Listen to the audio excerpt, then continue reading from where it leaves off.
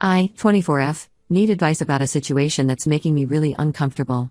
My boyfriend Jacob, 22M, and I have been dating for the past 2 years. We met during my senior year and his sophomore year in college. I was the teaching assistant for one of his classes, and though we couldn't date while I was his TA, we started going out right after the semester ended. Our relationship has been amazing until recently. Jacob is caring, attentive, and has always made me feel secure. He was my first serious relationship after a string of bad dates, and he showed me what a healthy relationship should look like. We've talked about moving in together after he graduates next year, and everything was going according to plan until his sister's friend entered the picture. Some background about our living situations: Jacob lives with his sister Anna in their parents' house. Their parents moved to Europe last year when their dad got a job opportunity he couldn't refuse. Instead of selling the house, they left it to Anna and Jacob since both were still studying/working in the area. Anna works at a local tech company and Jacob is finishing his last year of college. I've spent a lot of time at their house and even have my own key. Anna and I used to get along fine initially. She would invite me for sister-like activities like shopping or spa days. But things started changing about 6 months ago when she met Karen at work. Karen is the same age as me, but that's where our similarities end. She's the complete opposite of me, loud, outgoing, and always the center of attention. From the first time I met her, something felt off. She has this way of making everything seem innocent while being completely inappropriate. Like how she always touches Jacob's arm or shoulder while talking to him, or how she laughs extra loud at his jokes, or how she always finds reasons to be around him. Jacob never seemed bothered by her behavior. He says that's just how Karen is with everyone, but I've watched her. She doesn't act that way with other guys. Anna started inviting Karen over more frequently, almost every weekend. She would conveniently leave them alone together while she did something else, like taking long phone calls or doing laundry. Last night, things reached a new level of weird. Jacob texted me saying Karen was staying over because she had a fight with her roommate. That wasn't the shocking part. The shocking part was that she would be sleeping in his room because apparently, Anna's room was too small for both of them. I asked about other options: the living room couch, the guest room, even the floor in Anna's room. Jacob had an excuse for everything. The couch was uncomfortable because the cushions were worn out. The guest room was being renovated after a water leak. Anna's room was too cluttered with her work-from-home setup to put a mattress on the floor. What bothers me most is how casual Jacob was about this whole arrangement. When I expressed my discomfort, he laughed it off, saying I was being silly and overprotective. He said Karen is like a sister to him, but I've seen how she looks at him when she thinks no one is watching. The more I think about it, the more suspicious everything seems. Anna has a queen-sized bed. I've slept over in her room before when Jacob was sick. There's definitely enough space for 2 people. And their living room is huge. Even if the couch is uncomfortable, they have plenty of space for an air mattress. I've also noticed other small things that I previously ignored. Like how Karen always brings Jacob's favorite snacks when she visits, or how she started watching the same shows he likes just to have something to talk about with him. Anna seems to enable all of this. She's always praising Karen in front of Jacob, talking about how smart and funny she is, how good she is at her job, how all the guys at work have crushes on her. Last week, I overheard Anna telling Jacob that he needs someone more fun and spontaneous in his life. When she saw me, she quickly changed the subject, but I know what she meant. She's been making these passive-aggressive comments about how I'm too serious and controlling. I tried talking to my best friend about this. She thinks Anna is definitely trying to set up Jacob with Karen and that the sleepover is just another part of their plan. She suggested I should confront Jacob directly, but I'm scared of coming across as the jealous, insecure girlfriend. I trust Jacob, or at least I want to trust him. We've never had any trust issues before. He's always been open about his female friends and I've never had a problem with any of them. But something about Karen just feels different. She's more calculating, more deliberate in her actions. I don't want to be the girlfriend who tells her boyfriend who he can or can't be friends with. I don't want to give Anna more reasons to think I'm controlling. But this situation feels so wrong. What kind of sister encourages her friend to sleep in her brother's room? What kind of boyfriend doesn't see how inappropriate this is? I keep wondering if I'm overreacting. Maybe I'm seeing things that aren't there. But my gut feeling has never been wrong before. Should I confront Jacob about this? Should I talk to Anna? Or should I just wait and see what happens? I don't want to ruin my relationship over this, but I also don't want to be made a fool of. Edit: I realize my post might have come across as blaming Anna too much. While I do think she's enabling this situation, my main issue is with Jacob. He's the one in a relationship with me. He's the one who should be setting boundaries. His sister might have suggested this arrangement, but he's the one who agreed to it. That's what bothers me the most. Update 1. It's been a week since my original post, and I need to share what happened because things have gotten so much worse. After reading the comments suggesting I have a serious talk with Jacob, I decided to visit him the next day. I didn't tell him I was coming because I wanted to see how things really were when I wasn't expected. When I got to his house using my key, I heard laughter coming from his room. I found Jacob and Karen sitting on his bed, playing Mario Kart. She was wearing pajama shorts and one of his college t-shirts. They both looked surprised to see me, but not guilty, almost like they didn't think they were doing anything wrong.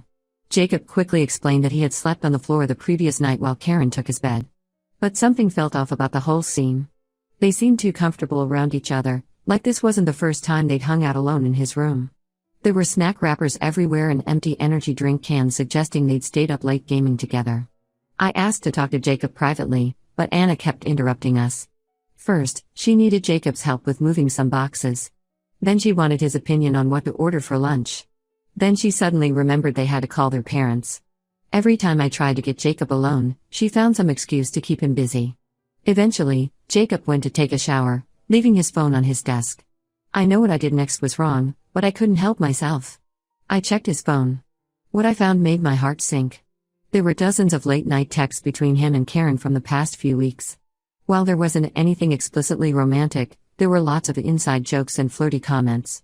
They had a running joke about how I'm always checking up on Jacob and being overprotective.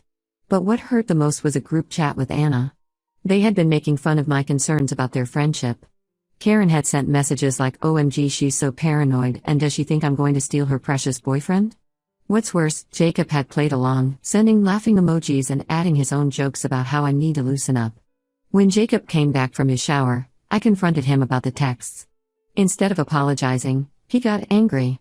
He accused me of invading his privacy and said this was exactly why Anna thought I was too controlling. He said I was acting crazy and that if I trusted him, I wouldn't be going through his phone. I tried to explain that my concerns weren't baseless, that his behavior with Karen was inappropriate and disrespectful to our relationship. He just got more defensive and said I was trying to control who he could be friends with. When I brought up how they were mocking me in the group chat, he said they were just joking around and I was being too sensitive. The argument got heated. Anna came into the room and sided with Jacob, saying I was creating drama over nothing. She said if I was secure in my relationship, I wouldn't be threatened by Karen. That's when I lost it. I told them both that they were gaslighting me, making me feel crazy for having normal boundaries in a relationship. Jacob told me I needed to leave and cool off. As I was walking out, I saw Karen smirking from the doorway of Anna's room. She had probably heard the whole fight. I haven't spoken to Jacob since then. He hasn't reached out either, not even to apologize or explain. Anna has been posting Instagram stories of them all hanging out together, game nights, movie marathons, even a barbecue at their house. In one of the stories, Karen was wearing Jacob's favorite hoodie, the one I gave him for his birthday last year. She was sitting next to him on the couch, both of them laughing at something on his phone. My friends think I should break up with him. They say his behavior is a form of emotional cheating, even if nothing physical has happened yet. They think Anna and Karen planned this whole thing to drive a wedge between us, and Jacob is either too blind to see it or willingly participating. Part of me still hopes there's an explanation for all this. Maybe I did overreact about the texts. Maybe I'm seeing things that aren't there. But another part of me knows that a boyfriend who respects his relationship wouldn't let his sister's friend sleep in his room, wouldn't participate in mocking his girlfriend, and wouldn't dismiss her feelings when she expresses discomfort. I don't know what to do now. Should I reach out to Jacob? Should I wait for him to contact me? Or should I just accept that this relationship is over? Am I being naive and hoping for an explanation that could make all of this okay? Edit. Thank you all for your support and advice. Many of you have asked why I stayed with Jacob after finding those texts. I guess when you're in the middle of a situation, it's harder to see how bad things really are. Reading your comments has helped me realize that I deserve better than this. Update 2. It's been 2 weeks since my last update, and I finally discovered the whole truth about Jacob, Karen, and Anna's betrayal. What I found out is even worse than what I had imagined. Last Thursday, I received a message on Instagram from Sarah, one of Anna's coworkers. She said she had been feeling guilty about knowing what was really going on and felt I deserved to know the truth. At first, I was skeptical, but then she started sharing details that only someone close to the situation would know. According to Sarah, this whole thing was carefully planned by Anna and Karen from the start. When Karen joined their company 6 months ago, she immediately noticed Jacob's picture on Anna's desk and kept asking about him.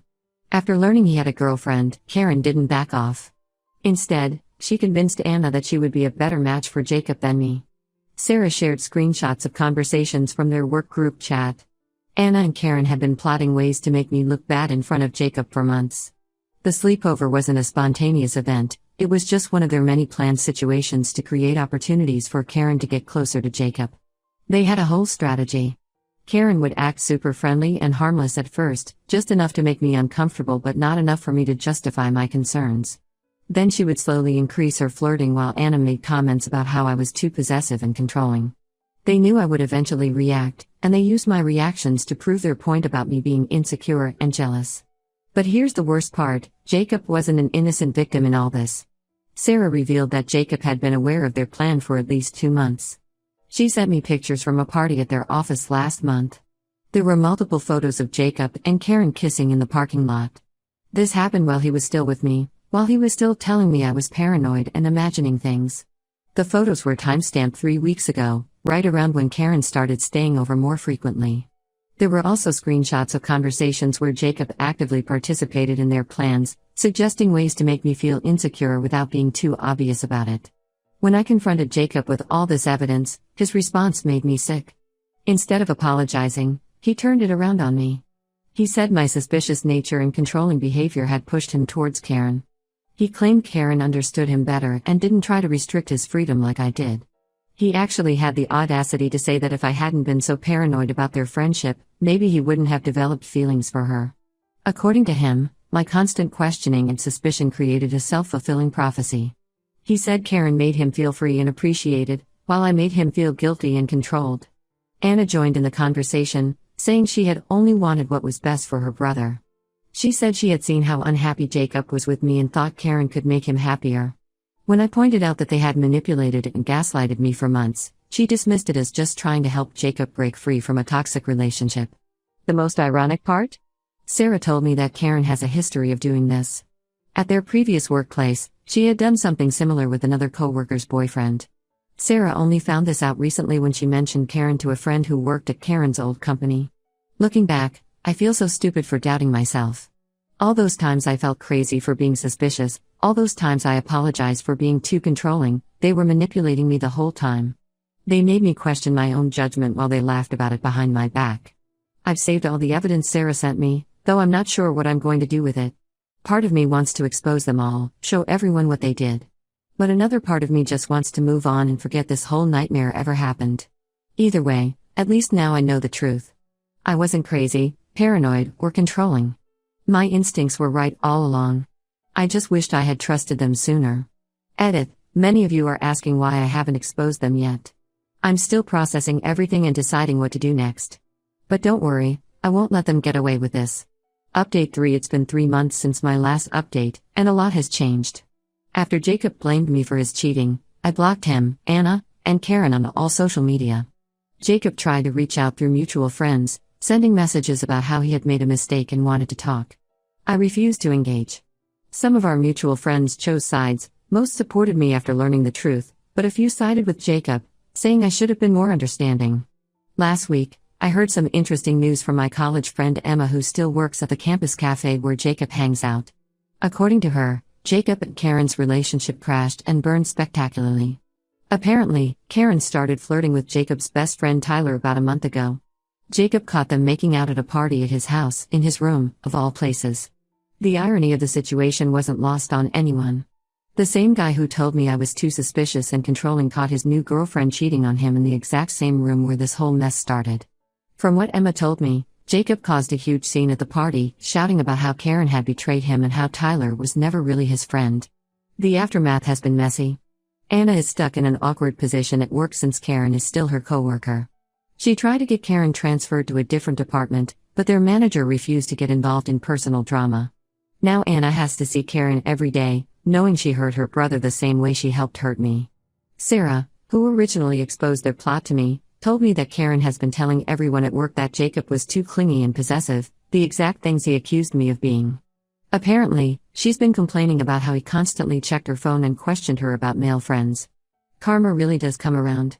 I heard Jacob tried to reach out to me again after this happened, probably looking for sympathy or trying to apologize now that he knows how it feels. I maintained my no contact policy. My life has moved in a different direction now.